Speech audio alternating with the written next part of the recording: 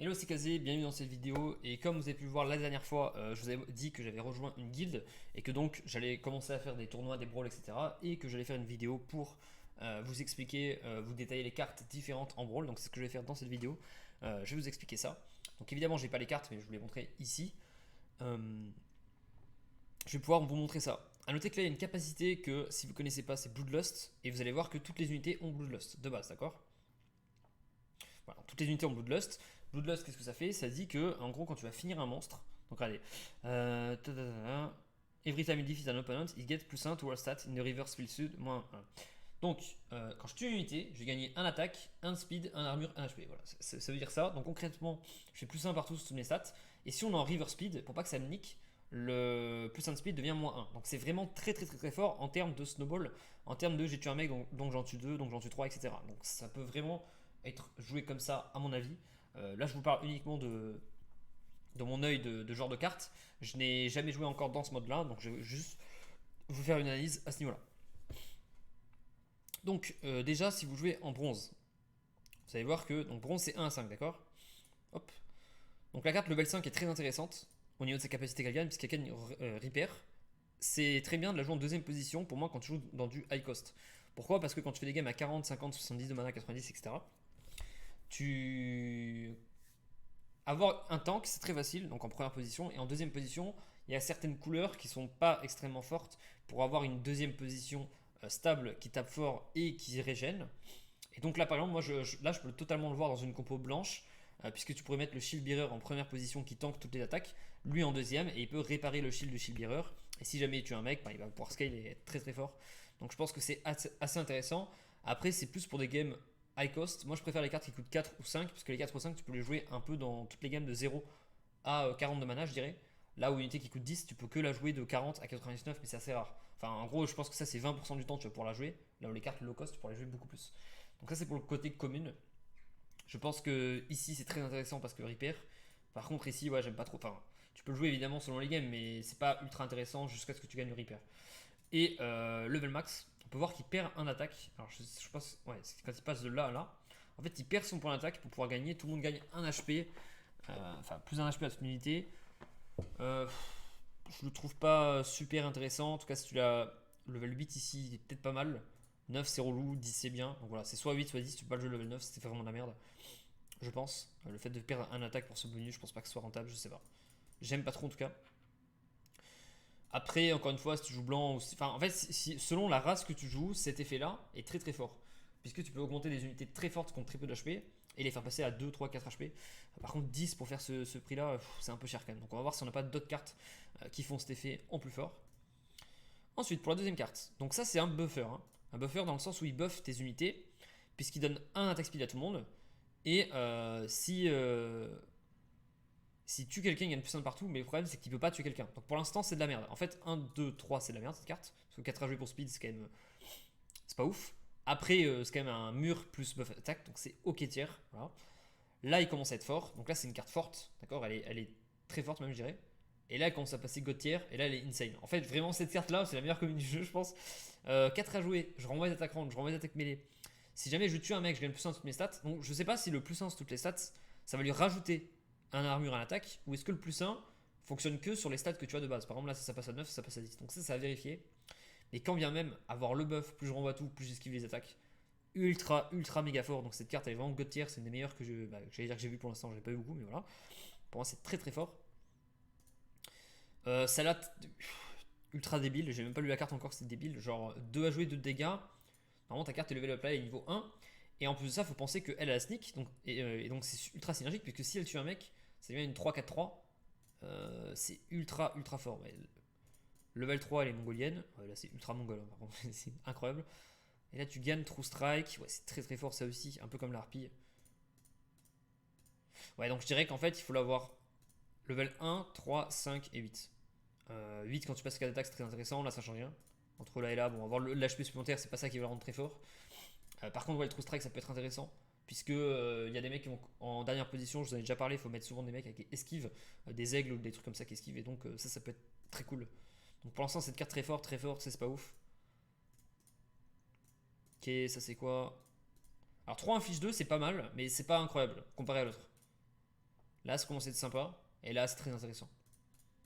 C'est une carte ok tier. Je la trouve pas insane. Évidemment, si tu l'as, bon, 3 jouets, 4 poisons, si je te tue, je suis trop fort. C'est fort. Mais c'est en dessous de ces deux cartes là, par exemple. 8 à jouer, 5 de 12. Donc ça en river speed c'est très fort, sinon c'est de la merde. Voilà, bah c'est fort qu'en reverse pour moi. J'aime pas. Enfin après, ouais, peut-être avec le héros perce armure rouge, ça peut être bien, mais franchement, il y a mieux. Je pense que j'aime pas trop cette carte. Pour l'instant, de toutes les cartes confondues qu'on a eues, c'est celle-là la pire hein, pour moi. Sauf en reverse, c'est intéressant, mais c'est quand même pas incroyable. Ok, là par contre, on a une très belle carte. Ouais, c'est une légendaire, tu m'étonnes. Très belle carte, super intéressante. 3 jouer opportunity, 5 à jouer. Enfin, 5 à jouer, 3 attaque opportunity, bloodlust. Donc ça, c'est ultra synergique les deux. Hein. Je la cite un mec et je me buff. Et à chaque fois, il tape ceux qui ont moins HP. Donc c'est probablement la meilleure carte qu'on ait vue jusqu'à présent. On peut aller chercher le perce armure. Ouais, donc à chaque level up, c'est intéressant. Ça, c'est bien aussi. Et ça, c'est de la merde. Mais bon, pourquoi pas. C'est une carte très forte. En fait, là et là, donc 1 et 2, c'est très fort. Pour moi, c'est God tier. Enfin, c'est vraiment la meilleure carte possible. Là, ça passe de ultime à très fort. Et pareil, de très fort à très fort. Mais voilà. Bon, je pense que du coup, si tu vas level 1 ou 2, c'est insane. Ok, ça, c'est une carte qui me plaît déjà. Pourquoi? Parce que bah, j'ai shield. Donc c'est stylé. Après, on a 6 HP, 6-3. Je réfléchis. Ouais, pour moi, elle est très forte level 2 puisque tu as 7. Et du coup, tu peux tanker 4 shots de water. Là où là, t'en tankes que 1 et donc ça peut être relou. Ok. Retaliate. Retaliate, on peut renvoyer les attaques physiques. Donc c'est quand même dommage puisqu'elle est très centrée sur le fait de jouer contre du physique, je trouve. Et pas assez contre du magique. Donc finalement, cette carte, je l'aime pas trop. Après, bon, si tu peux la jouer, si en commune, tu peux la jouer level 5 comme ça. C'est débile. Enfin, c'est bon si tu joues en bronze ou en silver du coup. Parce que là, je réfléchis. Ouais, là, elle est quand même très forte. Et là, j'ai l'impression qu'elle est moins forte level 5 que level 3 en fait. Vu que. Ouais, en fait, il faut jouer level 4. J'aime pas du tout level 5. Parce que, comme je vous ai dit, vous gagnez cette capacité. Mais si tu joues contre un mage, il fait shot, shot, shot, t'es mort. Voilà, bon, c'est ok tier. Ça, c'est ok tier. Ça, c'est nul à chier. Ça, c'est pas ouf. Très fort, insane.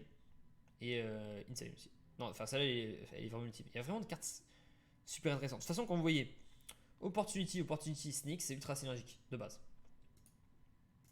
Donc, level 1, 1 à 3. Pareil, level 3 c'est très fort du coup. Ok, level 5. Pas mal. 8. C'est Diam et ça c'est Chal. Ok, bon ça c'est une carte, c'est une commune. Elle est ok tiers et un peu passe-partout. Et je crois que les cartes brawl tu peux les jouer dans n'importe quel compo donc c'est très fort toutes les cartes brawl que vous pouvez avoir. Je pense que c'est ultra méta. Après à voir à quel point c'est dur de level up une carte. Ça j'en sais rien malheureusement. Je peux pas vous aider à ce niveau là. Ouais, bah ça c'est une carte sympa si tu joues Drake Range. Étant donné que 2 à jouer ça fait 2 et ça tape pas 3 et si tu tues un mec ça devient une 3-4-6 donc ça devient très fort. Et quand elle scale, ouais, ça c'est une carte que j'aimerais bien. Elle buff pas par contre donc c'est pas ultime mais c'est très correct si t'as une compo range en tout cas. Si t'as un héros qui buff les ranges c'est très fort. Donc Yodin Zoku ou le dragon qui augmente les ranges par exemple ou le héros blanc. Donc voilà. Ça en deuxième position. Ah ça par contre, vous voyez comparé à cette merde là. Donc en fait ça tu joues jamais, tu joues toujours ça en fait. Si t'as le choix, évidemment. Puisque ça, regardez, ça tu joues dans une compo mêlée, il peut repair, donc ça peut être intéressant. Par contre, cette quatrième capacité, c'est pas ouf. C'est pas trop synergique avec les jeux mêlés. Par contre, ça, le fait d'avoir une deuxième position buffer, c'est très fort. Vraiment, c'est pour moi dans une compo mêlée, si tu joues à plus de 30 de mana, bah faut la jouer dans toutes les compositions. Parce qu'en plus, non seulement elle fait du 5, donc c'est quand même des gros dégâts, elle buff toutes tes AD et elle a 7 HP et 9 d'armure, donc elle est extrêmement tanky. Sa résistance est incroyable. Donc ça j'aime beaucoup. Ça j'aime pas trop. Ça honnêtement j'aime pas trop puisque bon si tu joues à 99 de mana tu peux la jouer mais elle a pas explosif. Elle a pas un snipe, elle a rien en fait. Elle tape la première position donc je sais pas. J'aime pas trop. Elle a encore je sais pas. Ça c'est pareil c'est caca ça. Ça j'aime pas du tout. Qu'est-ce qui va nous rester? Là c'est une légendaire. Donc si ça jouait de Blast, ça c'est pas mal vu qu'on joue Bloodlust. Le Blast est vraiment pas mal. Par contre les deux d'attaque c'est malheureusement pas assez. Euh, Ouais, ça j'aime pas du coup. Non, ça j'aime pas. Moi j'aurais pas ça. Ça je kiffe. Petit gobelin là. Donc voilà, Gobelin 3 à jouer 2 d'attaque opportunité très très fort. Bon, malheureusement 3 à 5 il gagne que des HP, on s'en branle. Et là ça commence à être ultra fat. Ouais, lui il est vraiment fat. C'est un gobelin, je kifferais le jouer de partout. Le gobelin est vraiment intéressant. On dirait qu'il y a sa sœur là, Gobson et Gobson. Qu'est-ce qu'elle nous fait? Oh là là, ça c'est insane ça. Là on a une double streak, double strike et sneak, donc c'est exactement comme l'assassin. Il. Ouais, donc ça c'est un anti-fly. C'est pas mal. Bah, en fait, ça nous fait un deuxième double strike, mais l'avantage c'est que t'es pas obligé de le jouer en blanc, tu peux le jouer dans n'importe quelle couleur. Et selon les couleurs, ça peut être ultra mongolien. Je pense notamment à Yodin Zoku, le fait de pouvoir blast là-dessus. C'est très très fort. Et à noter qu'en plus, elle a Bloodlust comparé à Shield Warrior Assassin. Donc celle-là est méga méga forte. J'ai l'impression que ça joue beaucoup beaucoup mêlée quand vous jouez Brawl. Ça c'est pas mal. Ok. Ça c'est pas mal. Level 3 c'est vraiment fort. On va voir. Ouais, bon, level 8 c'est débile, hein. Si tu joues en low cost, c'est une des meilleures low cost du jeu. Je pense que en THL, enfin en très haut level, c'est une des meilleures cartes du jeu puisque 1 jeu et 3 attaques et 6 attaques speed. Et je tape et je pète ton armure, c'est vraiment ultra fort. Donc ça c'est plus à très haut niveau je dirais. Ça qu'est-ce qu'il fait? Première position, c'est à jouer. Ok. Donc ça normalement tu joues comme ça, c'est à jouer 3-13. Et si tu fais plus simple, plus simple, plus simple. C'est pas mal, il a beaucoup d'HP. Donc ça c'est intéressant par contre parce qu'il a beaucoup d'HP. Donc tous les sorts de heal qui heal 30% de ta vie max, c'est super intéressant. Il suffit que tu le fasses plus 2 avec bonus heal et tu fais du plus 5 avec tes heals. Ça je pense que c'est une très bonne carte. Le stun, bon c'est pas ouf. Ouais, bon, ça peut être pas mal. Après à voir. C'est pas aussi incroyable que toutes les autres cartes que je vous ai citées. Ça c'est middle tier, c'est milieu. C'est pas ouf mais c'est pas nul. Ça c'est très intéressant, c'était une double attaque. Elle rappelle un peu le 4, là, le légendaire 4 chez les blancs. Puisqu'elle se self-heal, pareil, hein, 11 HP, elle passe à 12 très rapidement, voilà, donc elle se heal du 4 par tour. Eternity, voilà, ils sont pas fait chier, ils ont juste fait la même carte. Voilà, bon, cette carte est bien. Cette carte est bien, surtout quand vous jouez en THL, ou qui a le séisme, ou alors le poison là. Bon, ça c'est un peu une Mycelia bis, puisqu'elle fait Protect, Blind. Ouais, ça c'est ultra méga fat, hein. Vraiment, ça c'est très très très très fort. Je vais vous expliquer pourquoi, parce qu'en fait, cette capacité dit, je counter les ranges et les mêlées. Cette capacité dit, je counter les magiques. Donc en fait, dès que tu l'as level 3, elle counter toutes les unités du jeu. Donc voilà, bah, ça c'est probablement la meilleure carte qu'on ait vue, tout confondu. Resurrect, après c'est intéressant évidemment, mais malheureusement tu ne passes pas à 2 d'attaque, donc c'est un peu chiant. Après voilà, je pense que vraiment tu le joues ici là, c'est très très fort, et même ici c'est méga fort déjà. Ouais, ça c'est ultime, vraiment ultime cette carte. Bon, on arrive sur la fin, je suis désolé, ça prend un peu de temps. Ok, pour cette carte déjà de base elle ne tape pas. Quand est-ce qu'elle tape? Jamais, très bien. Donc ça c'est juste un tank. Tu coûtes pas beaucoup, franchement c'est très fort. Il rappelle un peu la fourmi chez les rouges. Là il réduit les attaques magiques. Oh là là, c'est méga méga fort ça par contre, c'est incroyable ça. Elle est trop trop forte, c'est une des meilleures low cost, je pense que c'est la meilleure low cost du jeu de jouer, hein, vraiment. Renvoi range, réduit magique, plus 51 mort, renvoi range magique, c'est trop trop fort. Et imaginez, parce que ça vous pouvez le comboter, par exemple tu joues le héros ronce, qui dit je counter les attaques mêlées, tu joues cette unité là, du coup je renvoie les ranges, les magiques, les mêlées, et à chaque fois qu'il y a un mort, bah, elle se buff, elle gagne des points de vie et tout. C'est méga fort, ça, c'est incroyable. Sachant que ça stack aussi sur le renvoi de dégâts. Donc si elle renvoie de dégâts, tu as un mec, bim, elle se buff. Ça c'est ultra OP, what the fuck, hein. Trop trop fort cette carte, hein. Ah, ça je kiffe aussi. Shield, heal. Bloodlust pourquoi pas. Mais putain, shield et heal. En même temps, je crois que c'est la seule carte du jeu que je vois qui a shield et heal. C'est ultra synergique, hein. Ultra synergique. Après, level 1, c'est un peu de la merde. En fait, tant qu'elle a pas d'attaque, genre ça, c'est pas ouf. Là, elle est forte, parce qu'elle a 2. Là, c'est fort. Et là, c'est mongolien. Genre, level 5, elle devient mongolien, en fait. Genre, elle est trop forte. Ça ne devrait pas exister, ça. Level 5 et 10, ouais. Mais je trouve que 7-8, tu gagnes pas grand-chose. Mais ouais, c'est très fort, c'est en tant qu'Inès. J'ai pas vu de range intéressant, j'ai pas eu de mage intéressant pour l'instant, en tout cas. Alors ça, ce qui est cool, si vous voulez, c'est que c'est une 4 à jouer 2, mais elle tape instant. Ça veut dire qu'elle commence, il y a un shot qui part. Après, Ouais, c'est ok. Elle rappelle un peu le dragon là. Vous avez vu le dragon attack speed quand vous jouez dragon, en fait, typiquement, qui joue range. Il est pareil, il a dodge aussi en deuxième capacité. Ouais, c'est pas mal en dernière position du coup, mais c'est juste ok tier voire plus. C'est pas OP comme les autres cartes qu'on a vu jusqu'à présent. Celle-là elle est juste forte, elle est pas très très forte. Ok, celle-là c'est la première qui a une capacité intéressante. Putain, la bouclier du 1, ça rend de la merde ça. Ça j'aime bien, j'aime beaucoup cette carte. 3, snipe, après son attack speed c'est un peu de la merde. Mais ouais, elle a très bonne capacité. C'est la meilleure mage qu'on ait vu jusqu'à présent, donc ça c'est pas mal. Dommage qu'elle ait bouclier divin 3. Ça c'est vraiment fat, on va voir. Ouais, ça c'est ultra OP. Donc je pense que c'est lui, ouais, c'est clairement lui hein, qu'on a vu pour l'instant le meilleur T2, donc la meilleure position 2 je veux dire. P2 plutôt. Le meilleur P2 qu'on ait vu c'était lui, puisque deuxième position est buff. Et ce qu'on a vu tout à l'heure, il était où? C'était là. Ouais, donc en fait, elle est deux variantes, mais lui, ce qui est le plus, il est plus fort en late game, puisque. Enfin, late game. Quand il est up, puisque tu gagnes trample en fait. Voilà. Et il a plus d'HP et moins d'armure, donc tu perds beaucoup d'armure. Par contre, tu gagnes sur le côté j'arrive, je tape quoi. Parce il a beaucoup d'attack speed. Donc il arrive, il fait moins 7 direct, ça calme. Ok, ça j'aime bien, c'est un petit heal. Heal plus cleanse. Ouais, level 4 c'est vraiment très fort. Hein. 3 à jouer, 2 plus tous les buffs, des buffs. Là on a triple buff, donc ça j'aime beaucoup. Hein. Ça je vous en ai déjà parlé dans les synergies. Quand vous avez buff plus buff plus buff, bon c'est ultra synergique, c'est très bien. Donc ça j'aime bien. Je pense que si tu joues en plus dans une compo blanche, tu peux vraiment faire des compos hyper carry blanche shield bearer très très fortes. Donc ça je kiffe. Ah ça c'est cool.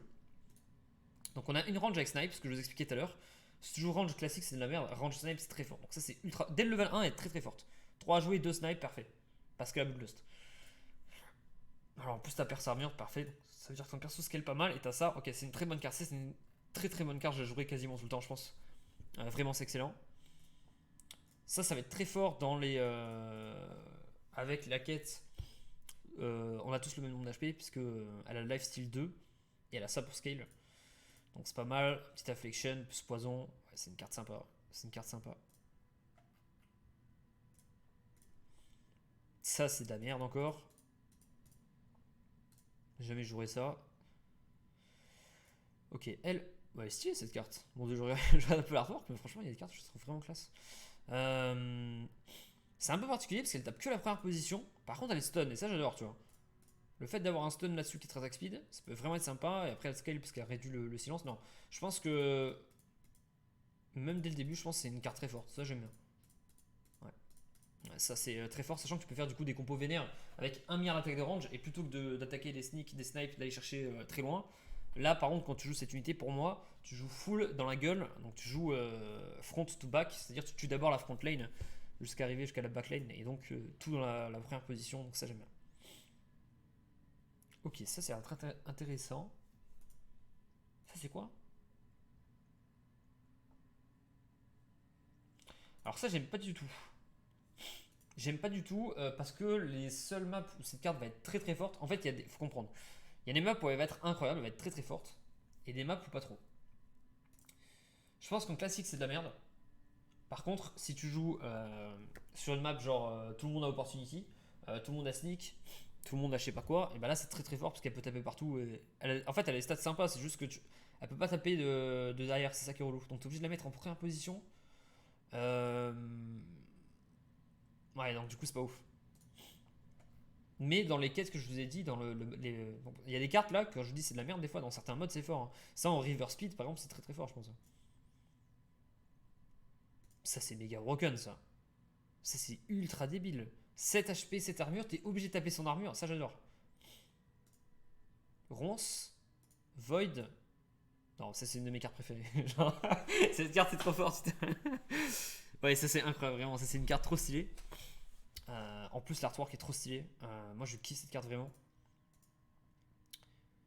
C'est trop fort. Genre, t'es obligé de. Moins 14 pour la tuer. Vous vous rendez compte ou pas? Faire moins 14 pour la kill.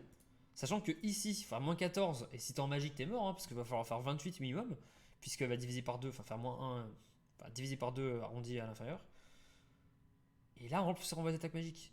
Parce que là, évidemment, tu vas le comboter avec autre chose. Que tu renvoies, par exemple, tu joues en bleu, tu prends le héros qui dit plus 2 d'armure à tout le monde, donc c'est synergique, renvoie les attaques range, donc là, tu renvoies mêlée, magique, range, et t'as une 8-9, parce que t'as plus d'armure. et tout le monde a le blind en face. Non mais c'est trop fort en fait, il y a trop de combinaisons possibles. C'est ultra ultra fort. Et Larissa Kerato, pareil, on est sur double strike mage, donc c'est la première que je vois, que je connais, enfin je ne connaissais pas. Donc là elle est pas mal, elle est pas ouf, mais elle est... Non, en vrai non, c'est déjà très fort. En vrai je rajoute. Elle est déjà très forte.